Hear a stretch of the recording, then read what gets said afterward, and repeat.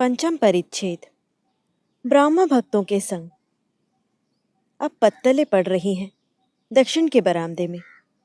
ठाकुर महिमाचरण से कहते हैं, आप एक बार जाकर देखो कि वे सब लोग क्या कर रहे हैं, और आपको तो मैं कह नहीं सकता कि थोड़ा बहुत परोसने का काम ही करो। महिमाचरण कहते हैं, ले आए, फिर देखा जाएगा। यह कहकर हूँ हूँ करके थके हुए से दालान की ओर तनिक गए, किंतु कुछ क्षण में ही लौट आए। ठाकुर भक्तों के संग में परमानंद से आहार करने बैठ गए। आहार आनते कमरे में आकर विश्राम कर रहे हैं। भक्तगण दक्षिण के तालाब के पक्के घाट पर आचमन करके पान खाते खाते फिर ठाकुर के निकट जमा हो गए। सबने ही आसन ग्रहण किया। 2 बजे के पश्चात प्रताप आ गए। वे ब्राह्म भक्त हैं। आकर ठाकुर को अभिवादन किया। ठाकुर ने भी सिर झुकाकर अभिवादन किया। प्रताप के संग बहुत सी बातें हो रही हैं। प्रताप, महाशय, मैं पहाड़ पर गया था, दार्जिलिंग। श्री रामकृष्ण, किंतु तुम्हारा शरीर तो वैसा ठीक नहीं हुआ। तुम क्या बीमार हो गए थे? प्रताप, जी, उन्हें जो रोग था मुझे भी वही रोग हो गया है। केशव को भी वही रोग था। केशव की और बातें होने लगी। प्रताप कहने लगे, केशव का वैराग्य बाल्यकाल से ही दिखाई देने लगा था। उन्हें हंसी खुशी मनाते प्रायः देखा ही नहीं जाता था। हिंदू कॉलेज में पढ़ते थे। उसी समय सत्येंद्र के साथ उनकी बहुत मित्रता हो गई थी, और उसी सूत्र में श्रीयुक्त देवेंद्रनाथ ठाकुर के साथ आलाप हुआ। केशव के दोनों ही थे, योग भी था, भक्ति भी थी। समय समय पर भक्ति का इतना उच्छ्वास होता था कि बीच बीच में मूर्छा आ जाती थी। गृहस्थ में धर्म लाना उनके जीवन का प्रधान उद्देश्य था। एक महाराष्ट्रीय स्त्री के संबंध में बातें होने लगी। प्रताप, इस प्रदेश की कोई कोई नारी विलायत गई है। एक महाराष्ट्रीय स्त्री खूब पंडित थी, विलायत गई थी। वह किंतु क्रिश्चियन हो गई है। महाशय, क्या आपने उनका नाम सुना है? श्री रामकृष्ण, नहीं, किंतु तुम्हारे मुख से जो सुना है उससे लगता है कि उसे लोक प्रसिद्धि की इच्छा है। ऐसा अहंकार ठीक नहीं। मैं करता हूँ यह अज्ञान से होता है। हे ईश्वर, तुम करते हो, यही है ज्ञान। ईश्वर करता और सब अकर्ता। मैं करने पर जो दुर्गति होती है, बछड़ों की अवस्था का विचार करने से पता लग सकता है। बछड़ा हम्मा हम्मा मैं करता है, उसकी दुर्गति देखो। शायद सुबह से संध्या तक हल ही चलाना पड़ता है, चाहे धूप हो, चाहे वृष्टि, या फिर कसाई काट डालता है। लोग मांस खाएंगे, खाल का चमड़ा बनेगा, उसी चमड़े से जूता आदि तैयार होगा। लोग उसके ऊपर पांव रखकर चलेंगे, उससे भी दुर्गति का अंत नहीं होता। चमड़े से ढोल तैयार होता है, उस ढोल पर लकड़ी से अनवरत चमड़े के ऊपर पिटाई होती है। अंत में पेट की आंतों से तात तैयार करते हैं। जब धुनिये की तात तैयार हो जाती है, तब धुनने के समय तुहू तुहू कहता है, फिर हम्मा हम्मा नहीं कहता। तुहू तुहू कहने से ही तब फिर निस्तार, तभी उसकी मुक्ति। कर्म क्षेत्र में फिर और आना नहीं पड़ता। जीव भी जब कहता है, हे ईश्वर, मैं करता नहीं, तुम ही करता धरता हो, मैं यंत्र हूँ, तुम यंत्री हो, तभी जीव की संसार यंत्रणा शेष हो जाती है। तभी जीव की मुक्ति होती है और इस कर्म क्षेत्र में आना नहीं पड़ता। एक भक्त, जीव का अहंकार कैसे जाए? श्री रामकृष्ण, ईश्वर का दर्शन बिना किए अहंकार नहीं जाता। यदि किसी का अहंकार चला गया है तो उसे अवश्य ईश्वर दर्शन हो गया है। एक भक्त, महाशय, कैसे पता लगे कि ईश्वर दर्शन हो गया है? श्री रामकृष्ण, ईश्वर दर्शन के लक्षण हैं, श्रीमद् भागवत में है। जिस व्यक्ति को ईश्वर दर्शन हुआ है उसके 4 लक्षण होते हैं: बालकवत, पिशाचवत, जड़वत, उन्मादवत।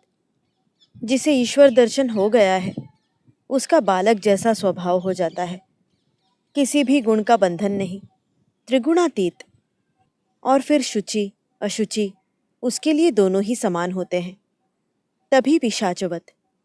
और फिर पागलवत, कभी हंसता है, कभी रोता है, कभी बाबूवत सचता है और तनिक बाद नंगा, बगल में धोती दबाकर घूमता है, उन्मादवत। और फिर कभी तो ठूठवत चुप कर बैठा रहता है, जड़वत। एक भक्त: ईश्वर दर्शन के पश्चात क्या अहंकार बिल्कुल चला जाता है? श्री रामकृष्ण: कभी कभी वे अहंकार को एकदम पोंछ देते हैं, जैसे समाधि अवस्था में, और फिर प्रायः अहंकार को तनिक सा रहने देते हैं, किंतु उस अहंकार में दोष नहीं, जैसे बालक का अहंकार। 5 वर्ष का बालक मैं करता है, किंतु किसी का अनिष्ट करना नहीं जानता। पारसमणि छूने से लोहा सोना हो जाता है, लोहे की तलवार सोने की तलवार हो जाती है। तलवार का आकार रहता है, किसी का अनिष्ट नहीं करती। सोने की तलवार से मारा काटा नहीं जाता। षष्ठ परिच्छेद: विलायत में कांचन की पूजा, जीवन का उद्देश्य कर्म या ईश्वर लाभ? श्री रामकृष्ण: प्रताप के प्रति: तुम विलायत गए थे, क्या क्या देखा, सब बताओ। प्रताप: विलायत में लोग जिसे आप कांचन कहते हैं उसकी ही पूजा करते हैं। फिर भी कोई कोई भले व्यक्ति, अनासक्त व्यक्ति हैं, किंतु साधारणतः शुरू से आखिर तक रजोगुण का ही कांड है। अमेरिका में भी वही देखा। श्री रामकृष्ण प्रताप से: विषय कर्म में जो आसक्ति केवल विलायत ही में है ऐसा नहीं है, सब जगह ही है। फिर भी क्या है जानते हो? कर्मकांड आदि कांड होता है। सत्वगुण अर्थात भक्ति, विवेक, वैराग्य, दया इत्यादि के बिना ईश्वर को नहीं पाया जाता। रजोगुण में काम का आडंबर होता है, इसीलिए रजोगुण से तमोगुण आ जाता है। अधिक काम में जुटना ईश्वर को भुला देता है और कामिनी कांचन में आसक्ति बढ़ती जाती है। फिर भी कर्म एकदम नहीं छोड़ा जाता।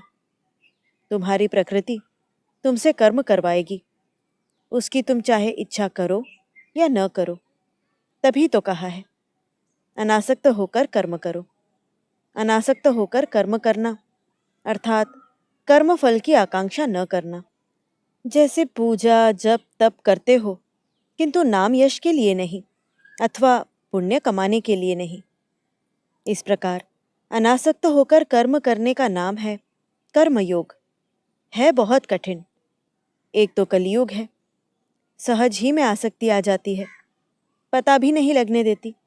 शायद पूजा महोत्सव किया या बहुत से गरीबों कंगालों की सेवा की, मन में सोचा कि अनासक्त होकर कर रहा हूँ, किंतु किधर से नाम यश की इच्छा हो जाती है, पता भी नहीं लगता। इसलिए बिल्कुल अनासक्त होना केवल उनके लिए संभव है जिन्हें ईश्वर दर्शन हो गया है। एक भक्त: जिन्होंने ईश्वर को नहीं पाया है उनके लिए क्या उपाय है? वे क्या सब विषय कर्म छोड़ दें?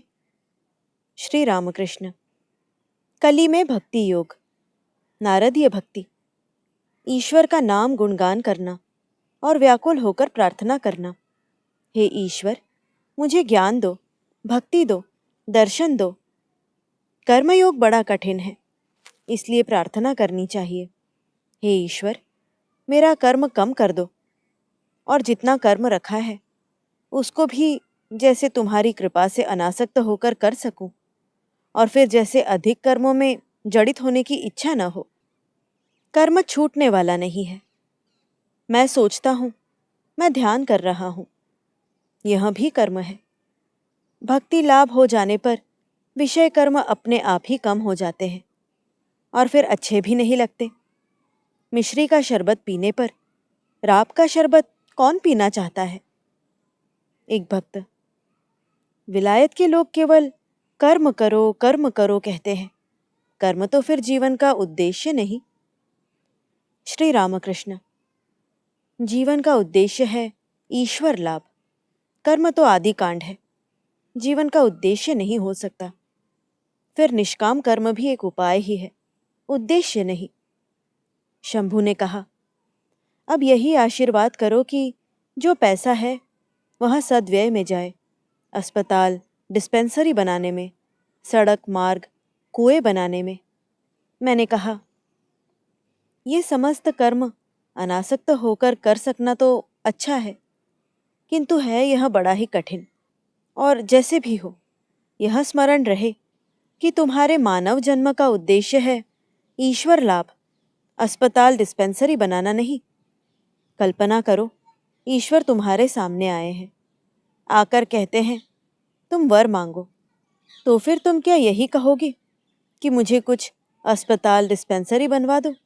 अथवा कहोगे, हे भगवान, जैसे भी हो आपके पाद पद्मों में शुद्धा भक्ति हो जाए और जैसे आपको सर्वदा देखता रहूं। अस्पताल डिस्पेंसरी आदि सब कुछ अनित्य वस्तु है। ईश्वर वस्तु और सब अवस्तु। उनके प्राप्त होने पर बोध होता है कि वे ही करता है, हम अकर्ता। तब फिर क्यों उन्हें छोड़कर नाना कर्म बढ़ाकर मरूं? उनकी प्राप्ति हो जाने पर उनकी इच्छा से अनेक ही अस्पताल डिस्पेंसरियां हो सकती हैं। इसीलिए कहता हूं, कर्म है आदिकांड। कर्म जीवन का उद्देश्य नहीं। साधन करके और भी आगे बढ़ो। साधन करते करते और भी आगे बढ़ने पर अंत में जान सकोगे कि ईश्वर ही वस्तु है और सब अवस्तु। ईश्वर लाभ ही जीवन का उद्देश्य है। एक लकड़हारा वन में लकड़ी काटने गया। हठात एक ब्रह्मचारी के संग मेल हो गया। ब्रह्मचारी ने कहा, अरे भाई, आगे बढ़ो। लकड़हारा घर लौटकर सोचने लगा कि ब्रह्मचारी ने आगे बढ़ने को क्यों कहा। इसी प्रकार कुछ दिन व्यतीत हो गए। एक दिन बैठे बैठे उसे ब्रह्मचारी की बात स्मरण हो आई। तब वह मन ही मन में कहने लगा, आज मैं और आगे जाऊंगा। वन में आगे जाकर देखता है कि चंदन के असंख्य वृक्ष हैं। तब आनंद से भरपूर होकर वहां चंदन की लकड़ी ले आया और बाजार में बेचकर बहुत अमीर आदमी हो गया। इसी प्रकार कुछ दिन चले गए। एक दिन फिर ब्रह्मचारी की बात स्मरण हो आई, आगे बढ़ो। तब फिर वन में आगे जाकर देखता है कि नदी के किनारे चांदी की खान है। यह बात तो उसने स्वप्न में भी नहीं सोची थी। अब वह खान से केवल चांदी ही ले जाकर बेचने लगा। इतना रुपया हो गया कि बहुत धनवान हो गया। फिर और कुछ दिन बीत गए। एक दिन बैठा बैठा सोचने लगा, ब्रह्मचारी ने तो चांदी की खान तक ही जाने को नहीं कहा था, उसने तो मुझे आगे जाने के लिए कहा था। अब नदी के पार जाकर देखता है सोने की खान। तब वह सोचने लगा, अरे वाह, तभी तो ब्रह्मचारी ने कहा था आगे बढ़ो। फिर और कुछ दिनों के पश्चात आगे देखता है ढेर के ढेर हीरे मणियां पड़े हैं। तब उसका कुबेर की भांति ऐश्वर्य हो गया। तभी तो कहता हूं कि चाहे जो कुछ भी करो, आगे जाने पर और भी बढ़िया वस्तु मिलेगी। तनिक सी जय करके उद्दीपन हुआ है तो यह न समझो कि जो होना था वह तो हो गया है, किंतु कर्म जीवन का उद्देश्य नहीं है। और आगे बढ़ो। कर्म निष्काम भाव से कर सकोगे, तो भी निष्काम कर्म बड़ा कठिन है। इसीलिए भक्ति करके व्याकुल होकर उनसे प्रार्थना करो, हे ईश्वर, अपने पाद पद्मों में भक्ति दो और कर्म कम कर दो, और जितना रखोगे उतने कर्म को भी जैसे निष्काम होकर कर सकूं। और आगे जाने पर ईश्वर को पालोगे, उनका दर्शन होगा, क्रमशः उनके संग परिचय होगा, बातचीत होगी। केशव के स्वर्ग लाभ के पश्चात मंदिर की वेदी को लेकर जो विवाद हुआ था, अब उसकी बात उठी। श्री रामकृष्ण, प्रताप के प्रति सुना है कि वेदी को लेकर तुम्हारे साथ झगड़ा हुआ है। जिन्होंने झगड़ा किया है वे तो सब हरे, पेला, पंचा छोटे आदमी हैं। सबका हास्य भक्तों के प्रति। देखो, प्रताप, अमृत इत्यादि ये सब शंख तो बजाते हैं, तथा और अन्य जो आप सुनते हैं उनमें कोई ध्वनि नहीं है। सबका हास्य। प्रताप, महाशय, बजने की बात ही यदि कहते हैं तो आम की गुठली भी तो बजती है।